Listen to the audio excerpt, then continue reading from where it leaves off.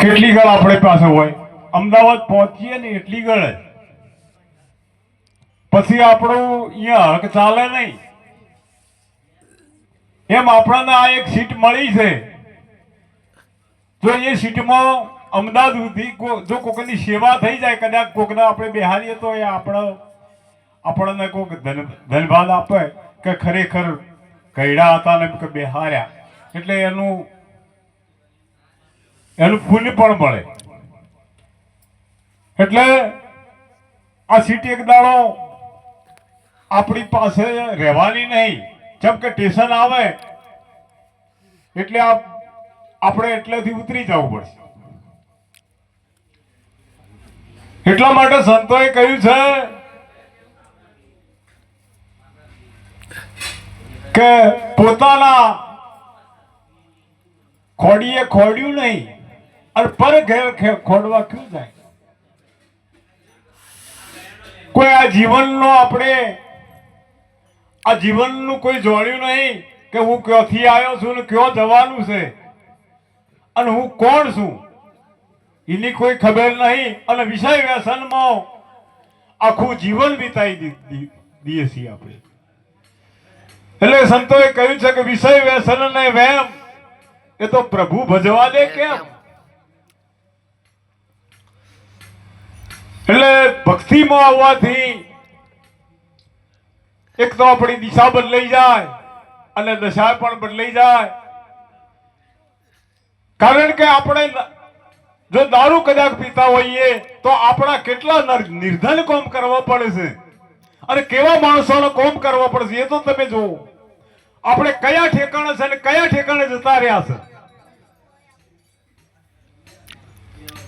એટલે કદાચ કોઈ વ્યસન કરતો હોય તો એમાંથી મુક્ત થઈ જઈએ તો આપણું જીવન ધન બની જાય.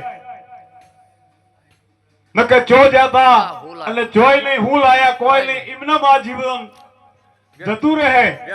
માટે ભક્તિ તો એટલા માટે જ છે કે આ વ્યસન મુક્ત થવું અને બીજાને પણ વ્યસન મુક્ત કરવા.